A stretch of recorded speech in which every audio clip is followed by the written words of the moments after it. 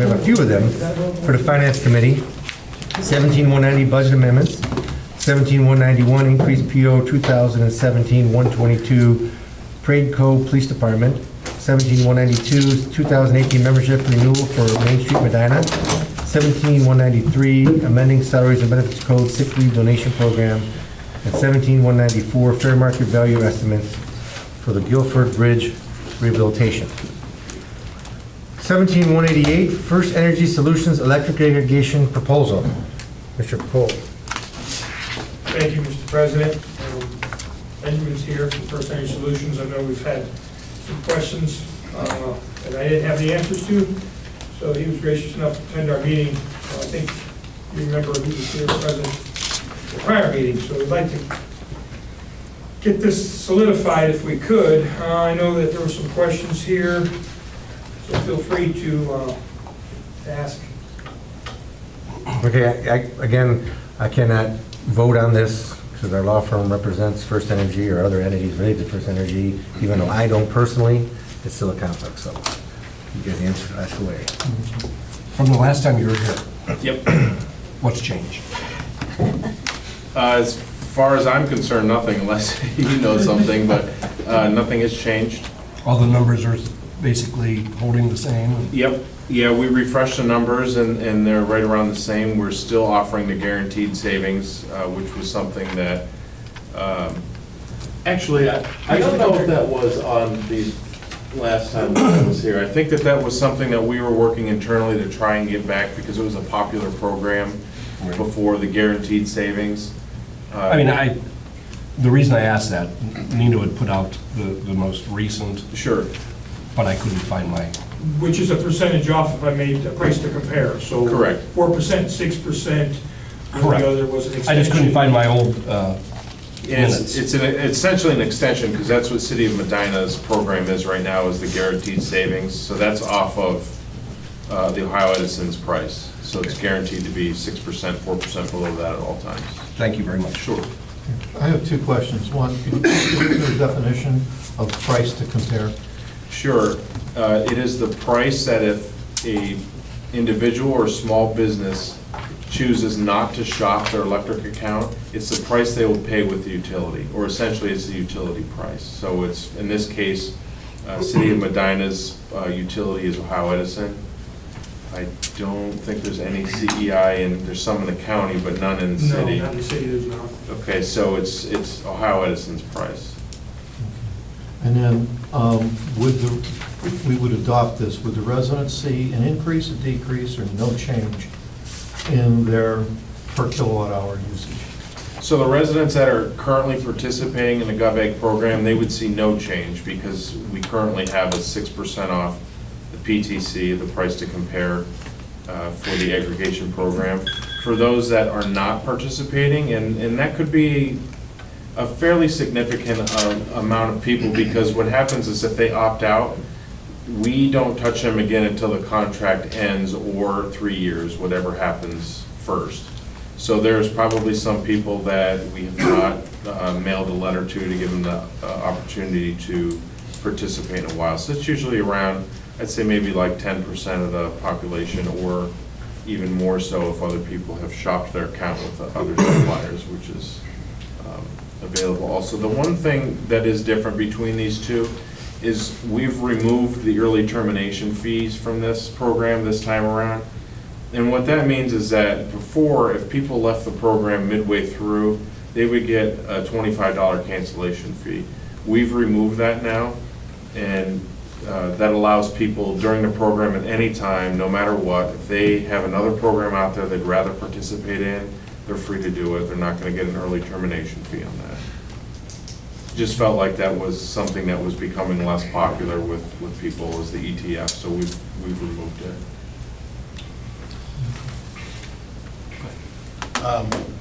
You bring, when Mr. Rose brought up price to compare, and then you brought up shopping around. Let's say a customer shops around and gets a broker that is able to give them, or I guess my question to you is, do you think there's a broker out there that's able to give equivalent or better than what you're offering? So we've offered you two products. We've offered a fixed price product, and we've offered a guaranteed savings % off product. On the fixed price product, there's nothing out there on the Apples to Apples website that's better. Comparing it to NOPEC, it's significantly better because they're actually over the PTC right now. They're at $5.99, and the PTC is somewhere in the $5.6 range. Certainly, people can go out and get a broker, and they're going to issue an RFP, and we're going to follow the same process we did to come up with our price for City of Medina, and we're going to submit it. But on an individual basis, like I said, on the Energy Apples to Apples website, there's no fixed price that's better right now. Okay. And then this would go into effect December of 18? That's correct. Does it automatically kick in? So we're Yep.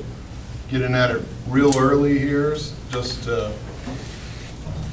I guess, hold prices, just because we don't know what the future's going to hold? Is that- Sure. Yep, and I have, I can send a slide to Nino too that shows where energy prices are right now.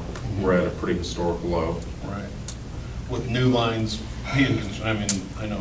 Yeah, there's a additional lot lines of are reasons. constructed. Yeah, there's a glut of gas in the energy markets right now because of fracking and other activity. So energy prices have been significantly lower than they had been, say, a couple years ago. And this is just a 3-year compared to the last time we did a 9. Correct. Why is that? Just business preference. I don't think they want to go out 9 years on any contract now. And lastly, sorry, Brian. That's okay. You brought up NOPEC, and I mean, the last time this came in front of us last time, it wasn't real comfortable locking us into a 9-year term. 3-year, you know, maybe I'm a little more comfortable, but comparing you to NOPEC, do you think First Energy Solutions has outperformed NOPEC in the last 5 years, we'll say, with gas? Well, we don't offer gas. This is electric only. No, I meant electrical, sorry. Yeah, so up until, I have to get you the date on this, it's been several months now. First Energy Solutions was the energy provider for NOPEC. NOPEC does not supply electricity, they don't own generation, they're just a middleman between. They're essentially a broker Correct. in And so we supplied them, and they actually had the same deal for all of their member constituents that the City of Medina had, which was 6% and 4%. Since they have switched suppliers, they are supplied by Florida Power and Light now. They have a variable price product, as I mentioned earlier, which is now above the PTC, but that changes from month to month. So you don't know if it's going to be 6 cents, 5 cents, 7 cents. They're only obligated to let the people know 30 days in advance what that price is going to be. And you brought up, or I brought up renewable energy to you last time. How would that come into play with this 6%? We can provide, I will provide pricing to Nino on 100% renewable, 50 and 25% renewable, and get those back to you. All right, thank you. I think he had sent those over at one point before council went on break, so you're asking if that's changed from what was provided before? Yeah, and I don't think with the refreshed pricing, I provided you the green in there, but I'll get those Okay. added in. All right, thank you. So this goes into effect December 2018. Correct. Customer can opt out at any time. They're automatically enrolled, correct? They get a letter from us saying, if you do nothing, you will be enrolled, Okay. and then they have the option to opt out. Okay, so they opt out with no penalty? Correct. What if they decide to opt back in? Is that possible? Yes. We have a website and we have a call center that takes enrollments. They are free to. At the use same that. pricing? Correct. We hold our pricing for the entire contract.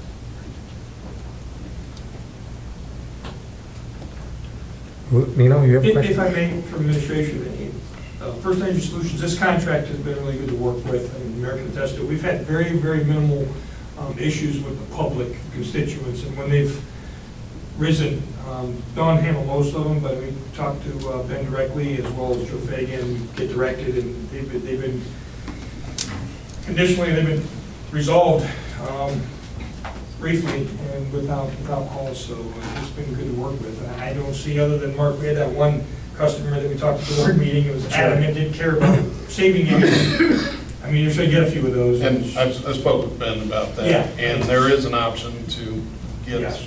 totally out and stay out. Yeah, The this city's is- been well served, sorry, Ben, with this contract.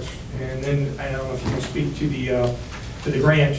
There was a question with respect to last time it was 34,000. That was the 306,000 for the 9 years versus the 20 to 25 annual offer currently. Sure. Thank you for your words. Appreciate it. You guys have been wonderful as well to work with. The do not aggregate list is what you were referring to, and that is something that any resident can get on. And what that does is it puts a flag on the list. When we go to mail to customers, we request a list from the utility, and there's a bunch of flags on that list. One is a shopping flag. It says, this customer is already shopping with another supplier, don't mail to them. We scrub them out. And then there's a flag that says, do not aggregate, and that's something the PUCO, through the PUCO, they're able to get onto that list. And that'll say, leave me alone for good, essentially. And then we will not contact them or reach out to them. So that's the list that I'll send to you. But if they do get on that list, and let's say they find out that, and we were trying to explain to her, she's headstrong, and I appreciate that, Sure. but if she does get on that PUCO list, but then changes her mind later because the supplier comes in a lot higher, and has second thoughts, she can still get off that and come back to you. Yeah, and sure, that's absolutely, like- she okay. can. And it doesn't prohibit her from shopping her account on her own. All it does is say, do not aggregate me, so don't automatically enroll me into any program.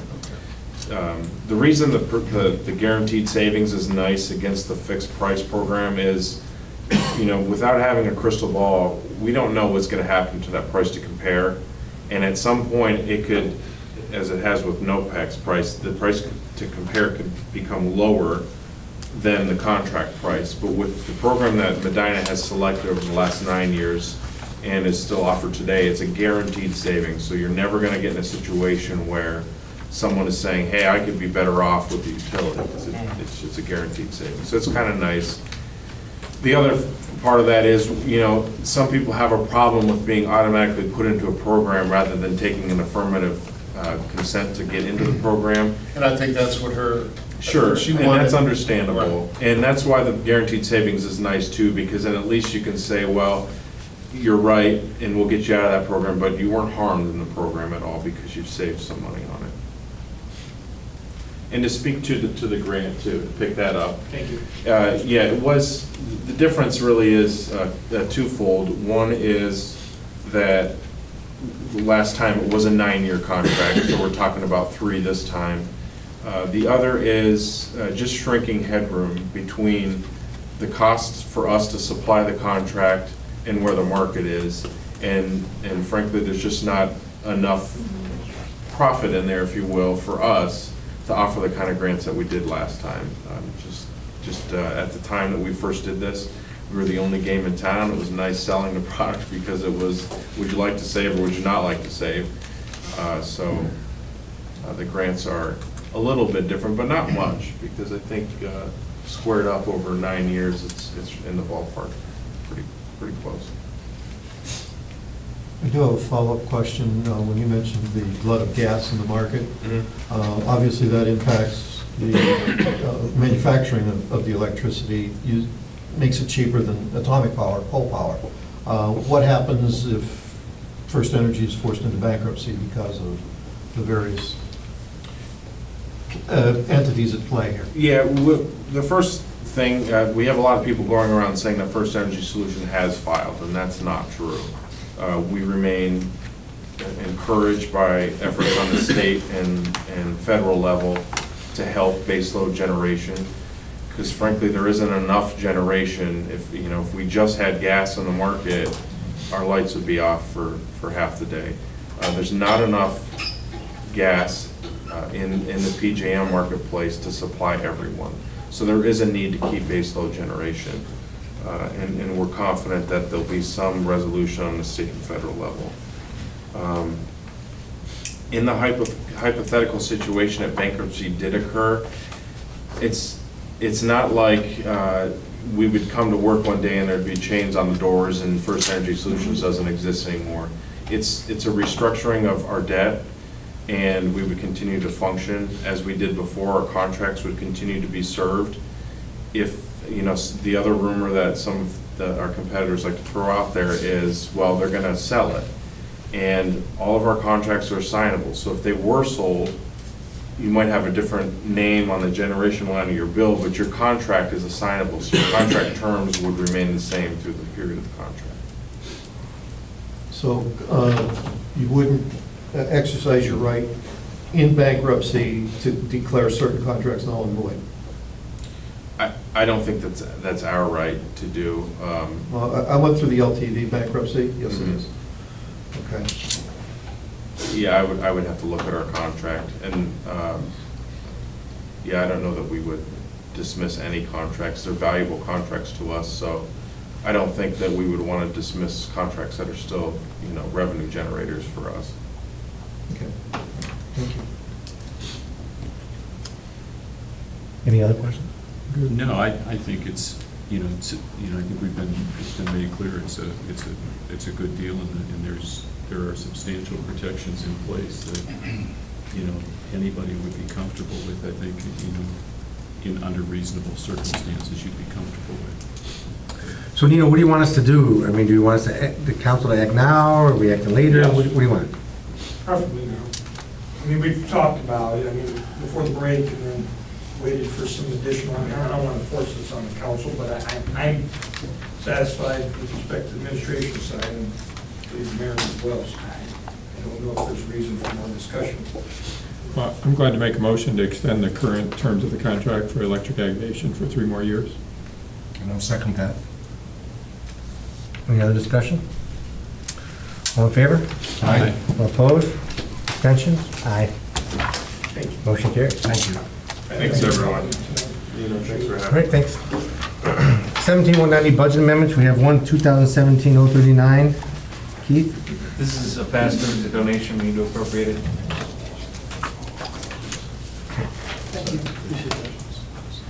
Move to approve. Second? Questions? All in favor? Aye. All opposed? Motion carries. 17191, increased PO to Pradco for the police department. Lieutenant? This is, Pradco handles our pre-employment personality profiles and our psychological testing. Because of the number of openings we've had in the police department in the past year, we've kind of gone through a little bit of a hiring rush, and we just need to bump this PO up from what it was. We're moving funds from salaries and benefits to cover this cost. And how many active dispatchers do we have now? Currently, we have 9. Are they all full-time, or is there some part-time in They're all there? full-time. And we want to get to 10. 10. And do we want any part-timers above 10? We don't have any authorized. Yeah, we don't, I don't remember if we did or didn't. no, we authorized, you authorized to have 2 part-time up until we have 10 fully up and operational. That's the way it was, okay. But we don't have any part-time now. No, correct. Okay. Any questions? Move to approve. Second? All in favor? Aye. Opposed? Motion carries. 17182, 2018 membership renewal for the Main Street Edina. We have a guest here today. A guest that was here a while back, now back again. Matt's back with us, and I guess, Matt, if you want to, you handed out a little update here that you put together. Welcome back, first of all. Thank you, appreciate that very much. Give us an update. Sure, what I have on the table in front of you is our year in review for 2017 to date. This is pulled together from director reports that Jeremy did for Heritage Ohio and information from Barb Reserve, as well as from our financials. We did the same number of events in 2017 as we've done in the past. Unfortunately, some of the sponsorship dollars were down a little bit this year, so the events didn't make as much money as they have in the past. A lot of times they broke even, or perhaps even lost a few dollars. We continue to reassess how we're doing things. We're changing how we do our memberships. We used to do it January through December, but we are now doing it on a rolling basis so that when a member joins, their anniversary date is 12 months from their join date. It makes it a little bit easier for bookkeeping as well as trying to figure out if someone joins in April, do we give them the rest of the year? If they start in September, do we start over? So I think it's going to make our bookkeeping a little bit easier. We still continue to get a lot of support from the community and volunteer hours and the attendance at the events, and we expect that to increase in the years coming ahead. This is our 10th anniversary. We were created in 2017, or 2007, became an official Main Street program in December of 2007. So this is our 10-year anniversary, and we're looking forward to at least another 10 years, if not another 50. Probably not into my helm for another 50. Some of the things that I feel coming back to the organization, that we have a really good handle on the events and working with the city and the businesses in the district. One of the things that I would like to see us do in the coming years is work more in partnership and support the city with some of the new development or redevelopment that's been proposed for Ramos Square. As a district, we've been 100% occupied for several years now, so it's really hard to recruit new businesses and to expand what we're doing here. Conversely, if we can expand and bring in more businesses, that's more support that we can get for the program and do more on the square. So we really hope to partner with particularly community development and economic development on new construction, commercial on the first floor and residential on the upper floors. I also had the pleasure last Friday of going to the May Medina County event and heard, I don't know if any of you were there, and heard the really wonderful talk by the gentleman from Disney Institute. And he made some really good points and insights about how Walt Disney built his Disney properties and how he managed them. And it really kind of took it to heart that there's a saying, when you experience something that's wonderful and quality and first class, sometimes people will say that's so Disney. Conversely also, if you go to an event or something that happens that maybe it's a little off or it's not as good as it could be or things are a little bit dirty and it looks bad, people will say that's just not Disney.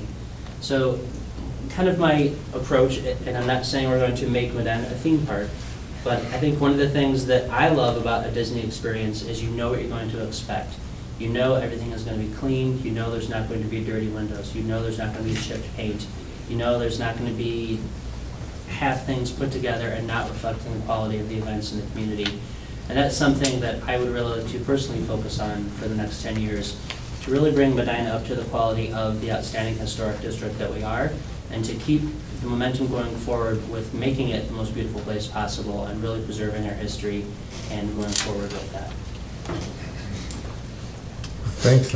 Questions?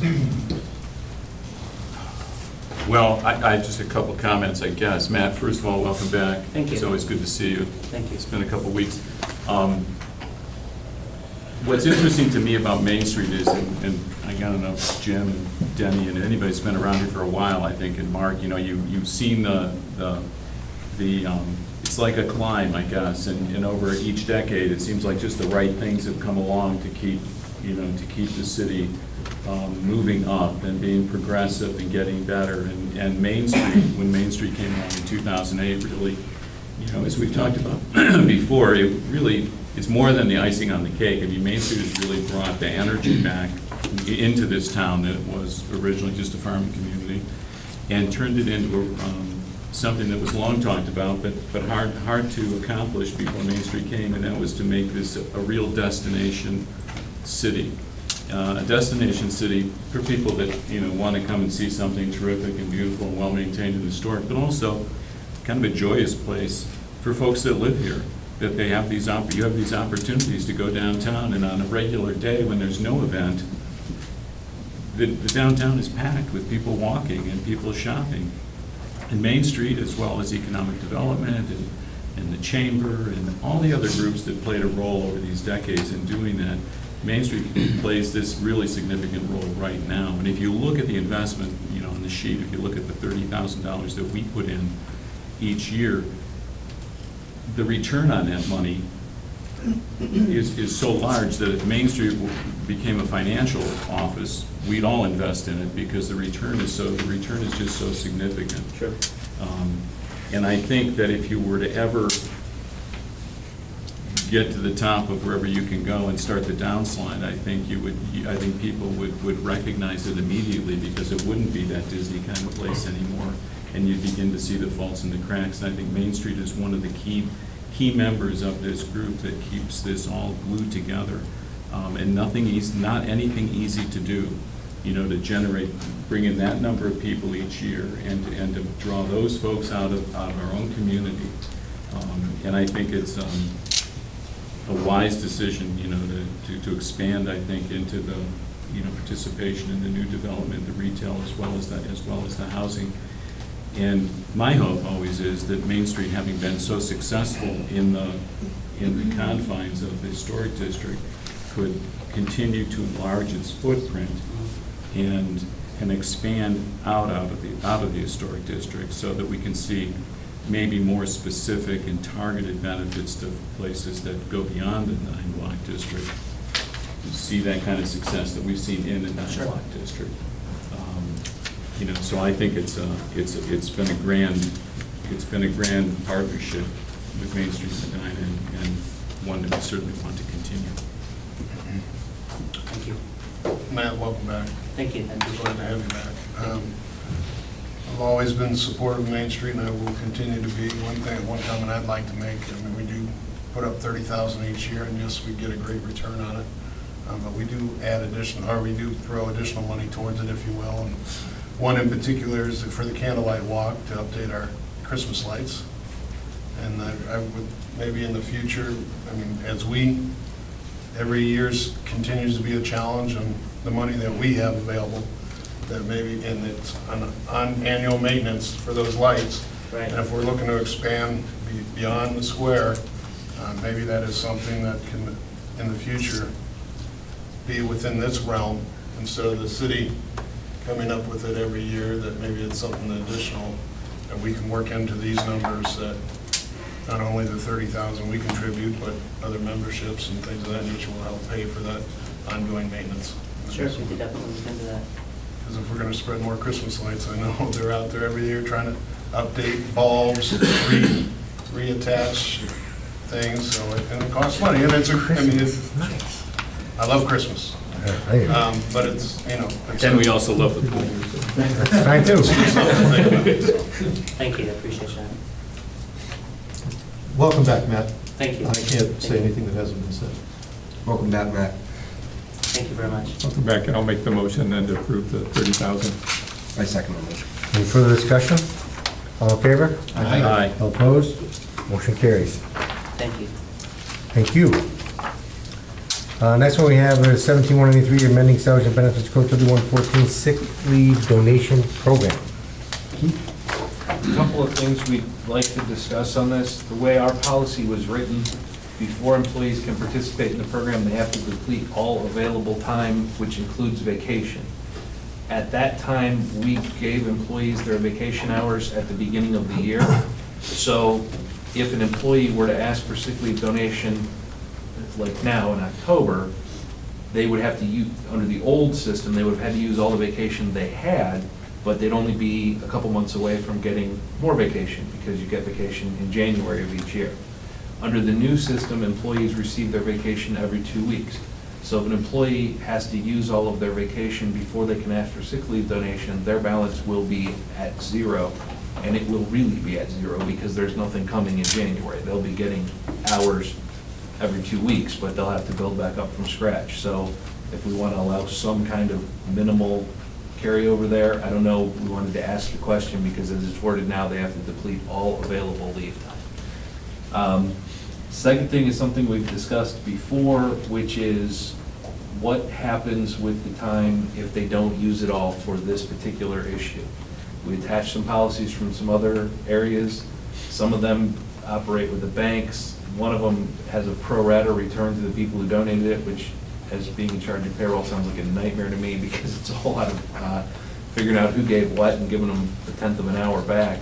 But we've talked about it before, because if somebody, you know, if I have a major illness and I come in and say, hey, I need time for this, and the employees donate a whole lot of time to me, and then it turns out I don't need it, or I just get more than I needed, as it stands now, the employee that receives that time gets to keep it. We don't have any, there's no bank to return it to. So if I'm the employee, I say, hey, I've got this illness, I need a bunch of time. Well, maybe I only need 80 hours, but we pass this out citywide and I get 300 donated. I get to keep the other 220. I don't know if we want to address that, or we talked about it before, because I have a couple questions. Didn't we change this at your request, this vacation time? You wanted to do it the way we're doing it now. Right. Well, if we're gonna do that, why are we not thinking through this stuff then as opposed to changing it? Now all of a sudden we have these complications. My second question is, administratively, this is the first time I'm seeing this again on the agenda for the council. Before it's been presented to the law department, I haven't looked at any of this, and it seems that we ought to administratively have some idea how we want to make a recommendation or some thoughts before we just drop it in the council's lap for an open discussion.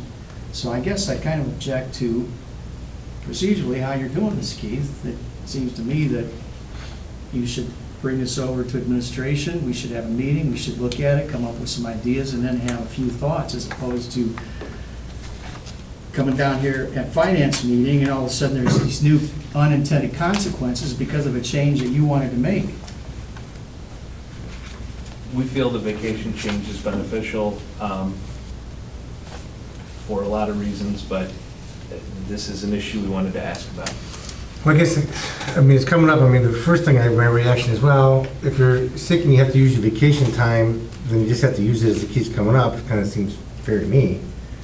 I mean, that's part of the job, I guess. I mean, you have time, you have to use your time. That's how it's always been in this city. So if it keeps building up, then you can use it again, and I shouldn't be able to build up and then have it later on and use it later on. That's just my opinion. So I would rather keep that the same, where you got to deplete it, probably all of it, until it's gone. But again, I don't know with respect to the donation of the time, how you guys feel. If somebody, they ask for time, they get a bunch of time, and then they get to keep it, even though they don't use it all. I mean, I don't know how you give it back, or, I don't know.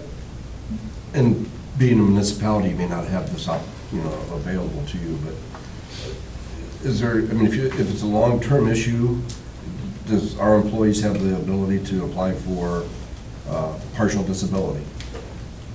All of our employees are in,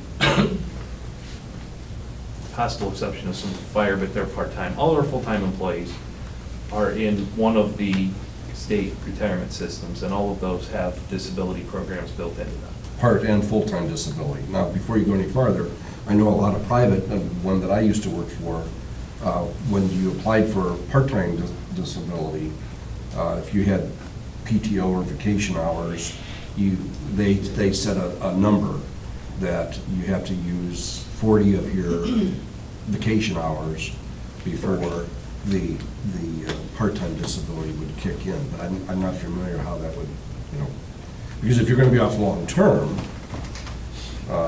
because of an illness or an injury, it seems that if you have availability to you of getting a disability payment, it may not be equal to what you were making, but it would definitely help. And maybe if you still have a sick time policy of donating sick time, you wouldn't need that much sick time to get back up to what you were making. Just thoughts for Mr. Huber. Yeah, and I don't know all the ins and outs of the disability programs within those pension programs that we're in, because there's limitations to that, and most of the time where I've seen people ask for sick leave donation, it's usually not something that disability would cover. And one of the things that we have had sick leave donation for before is sick leave is sometimes for a relative under care or something like that. So if your spouse is ill, you're not going to get disability from OPERS because you're not disabled. Okay. Just food for thought. I don't need all that. Back, if I could, back to Mr. Coyne's point, the problem or the difficulty with the way we've changed it is you never run out, actually. I mean, you could run out now, but then you use 8 hours of donated sick time. Now you're getting 3.2 hours or 4.6, whatever level you're at. After that 80 hours, you're getting more vacation. So you're using sick time and vacation, and, either we can say you have to keep drawing that vacation out before you use that donated sick time, but to say it's depleted, it's never totally depleted. Right. The way we have it every now. 2 weeks. Right. Yes, sir. And so the city's sick time accumulates even if you're not working. Correct. Okay. So if you're That's- off on. that's sick- unusual, too, I Yeah, think. so if you're off on sick time, you're getting more sick time, which I've never really agreed with, but we've never been able to get that changed contractually.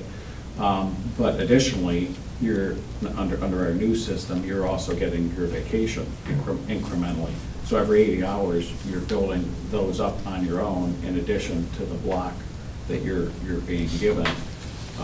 So that, it just makes it a little bit more complicated. I mean, I agree that, you know, and I'm working in the private sector, so when we go through contracts or we hear different stages of employee benefits or things of that nature, I look to see, well, what do I have? And I know I'm probably middle of the road compared to what's out there, but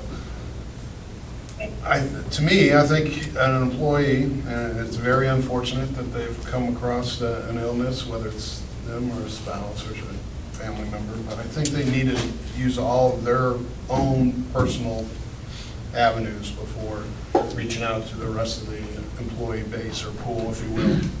And to bring up that if they have, I think we need to put something in place, and obviously I agree with Greg that let's get the administration and finance hash it out before it comes here, but, I mean, to me, if employees have donated their hard-earned time to a specific individual, and turns out they don't need it, I think that needs to be dispersed back to those employees. I don't think that, and, you know, God given that they were able to cure or be healthier at a sooner period, I don't think they should hold on, like that example, that 220 hours they'll still have. I don't think they need to hold on, I think that needs to be set back to those employees that put that money, or put that time, or it's really money. Or maybe it goes into a bank where other sick people can use it, so you don't have to ask for donated time. Because how are you gonna pick and choose who gets their time back?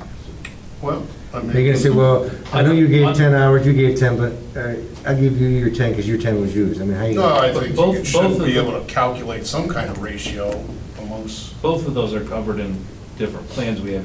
One of them has a pro rata return, so it's not yours versus mine. It's, okay, you get, if you gave 10, you get 8 back, I gave 10, I get 8 back. And then a couple of the entities have a bank, where the bank just holds it, and then they disperse it.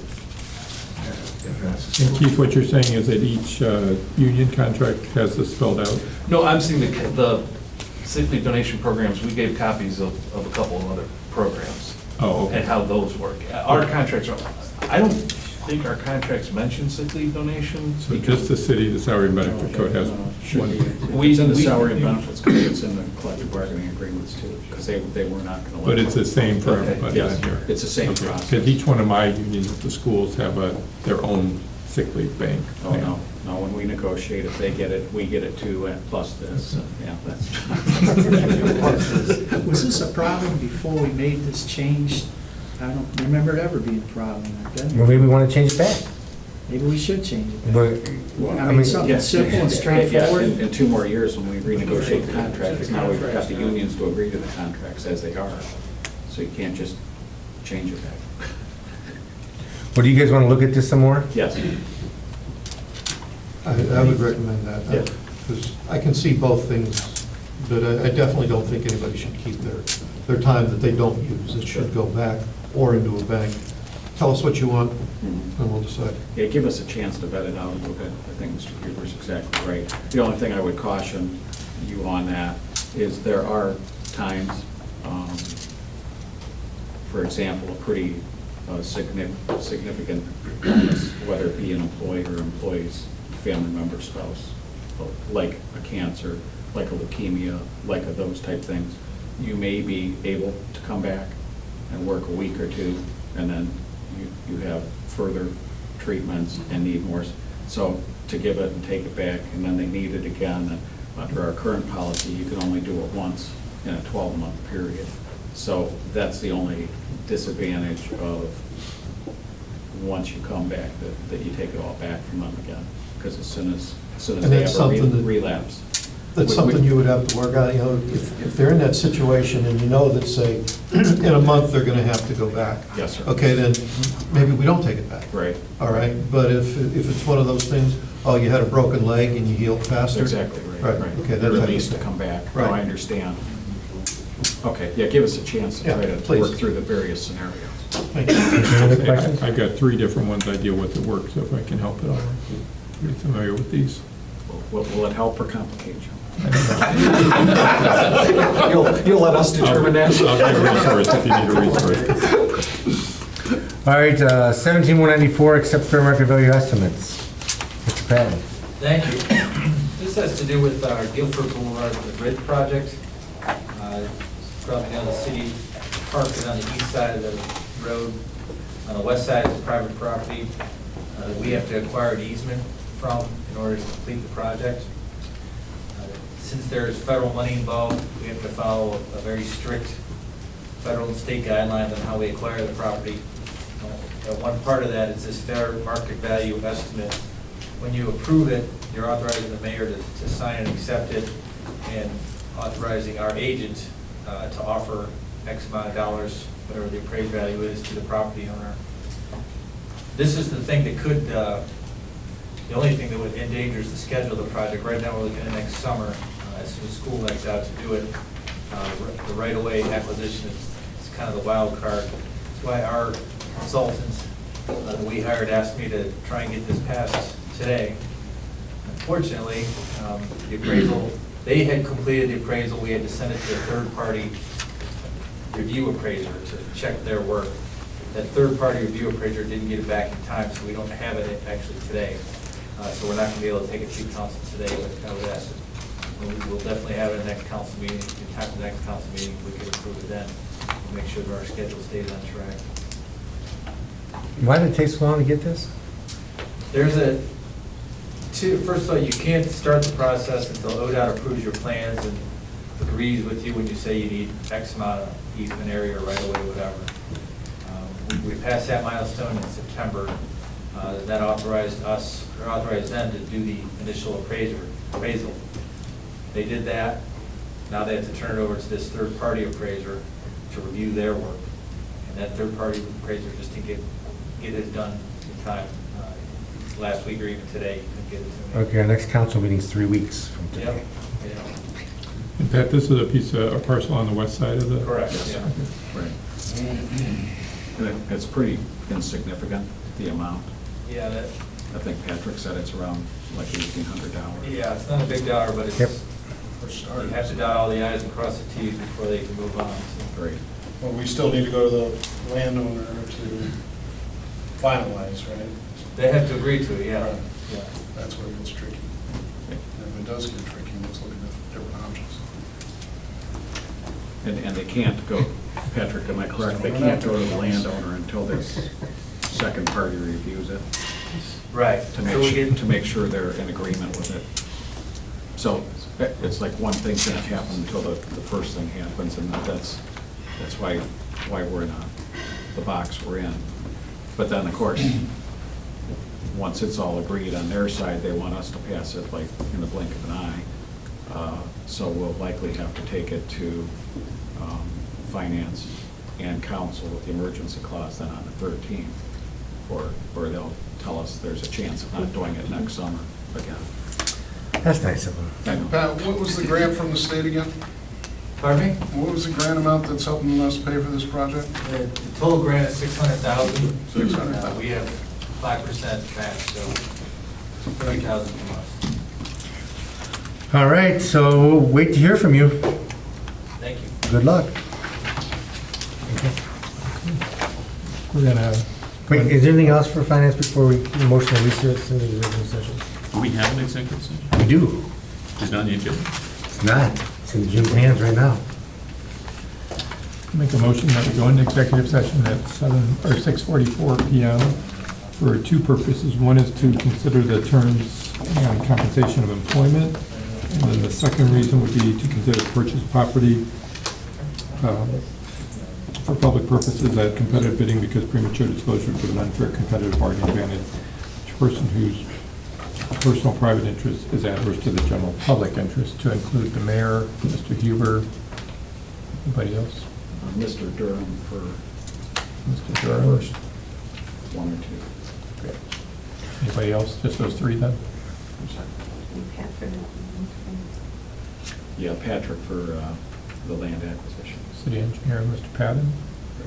So that's for the mayor, Mr. Hebert. Yes, sir. Mr. Durham, Mr. Patton. Second? Clerk, please call the roll. Lamb. Yes. Hilberg. Yes. Shields. Yes. Coin. Yes. Simpson. Yes. Rose. Yes. Olson. Yes. We'll be recessing into executive session to discuss what Mr. Shields mentioned. We'll be returning but not taking any action on the items we discussed in executive session, and then we'll adjourn from finance. We are now in recess.